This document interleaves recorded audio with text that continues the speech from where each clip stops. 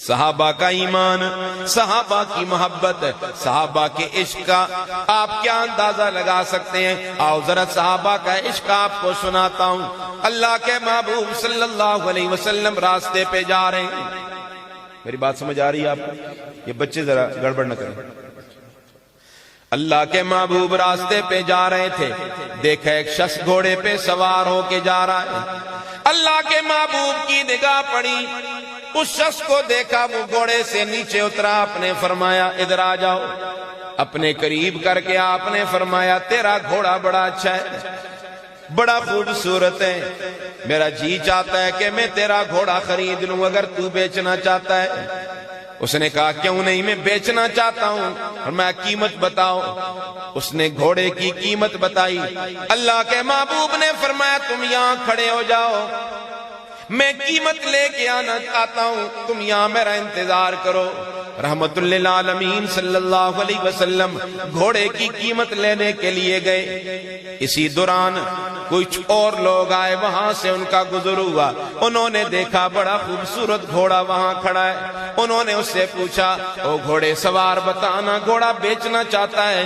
اس نے کہا بیچنا چاہتا ہوں لیکن میں نے پہلے بیچ دیا ہے۔ میں کس پہ بیچا ہے؟ میں محمد نامی ایک شخص اس پہ میں نے بیچ دیا ہے۔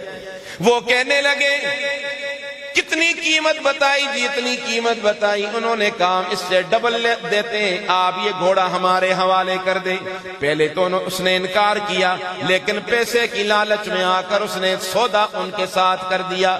اب سودا ہونے والا تھا، قریب تھا کہ وہ گھوڑا لے کے چلے جاتے، اللہ کے محبوب تشریف لے آئے صلی اللہ فرمایا یہ لو رقم، گھوڑا میرے حوالے کرو۔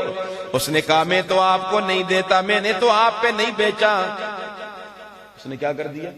انکار کر دیا۔ اللہ اکبر، سودا کر کے کیا کر دیا؟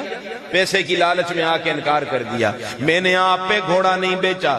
اللہ کے محبوب نے فرمایا سوال ہی پیدا نہیں ہوتا، گھوڑا تو نے مجھ پہ بیچا ہے، اب سودے پہ سودا کیوں کر رہا ہے؟ میں تو اپنا گھوڑا لوں گا۔ اب یہ بحث و تکرار شروع تھی، کچھ لوگ اور جمع ہو گئے، کچھ ادھر ہو گئے، کچھ ادھر ہو گئے۔ وہ گھوڑے سوار بڑا سمجھدار تھا، اس نے کہا کہ اب محمد کو پھنسانا ہے، نعوذ باللہ۔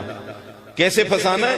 کہ کہنے لگا محمد بتانا اگر اس طرح کا معاملہ تیری شریعت میں ہو جائے تو پھر تیری شریعت کیا کہتی ہے؟ اللہ کے محبوب نے فرمایا میری شریعت کا تقاضا تو یہ ہے کہ البینۃ علی المدعی والیمین علی من انکر، جو دعویٰ کرتا ہے اس کے لیے گواہ ضروری، اور جو انکار کرتا ہے اس کے لیے قسم ضروری۔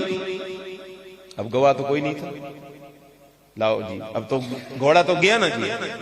حضور نے فرمایا اب اس نے کہا مجھے گواہ بتاؤ نا، تب گھوڑا آپ کو دوں گا کہ آپ نے گھوڑا مجھ سے خریدا ہے کہ نہیں۔ اب گواہ کہاں سے لاتے؟ اللہ کا کرنا دیکھو، حضرت خزیمہ رضی اللہ تعالیٰ عنہ آگے فرمایا او گھوڑے سوار کیا جھگڑا ہے؟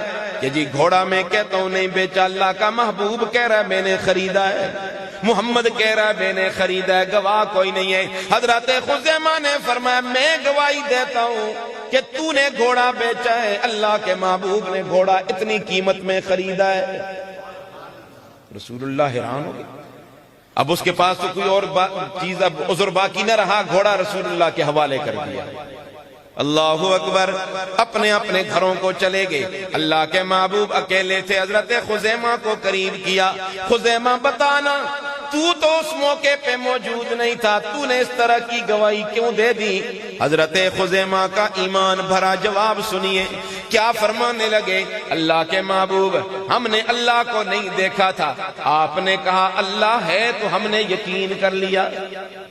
نہیں سمجھے بات؟ ہم نے اللہ کو نہیں دیکھا تھا، آپ نے فرمایا اللہ ہے تو ہم نے یقین کر لیا۔ آپ نے فرمایا جنت ہے، ہم نے تو جنت نہیں دیکھی تھی، ہم نے بولو نا یقین کر لیا۔ آپ نے کہا دوزخ کی آگ ہے، ہم نے تو دوزخ نہیں دیکھی، ہم نے یقین کر لیا۔ تو پھر یہاں کیوں یقین نہ کریں کہ آپ فرما رہے میں نے خریدا ہے؟ تو پھر ہم کیوں نہ گواہی دیں؟ ایمان صحابہ کی ایمان کا کوئی مقابلہ کر سکتے؟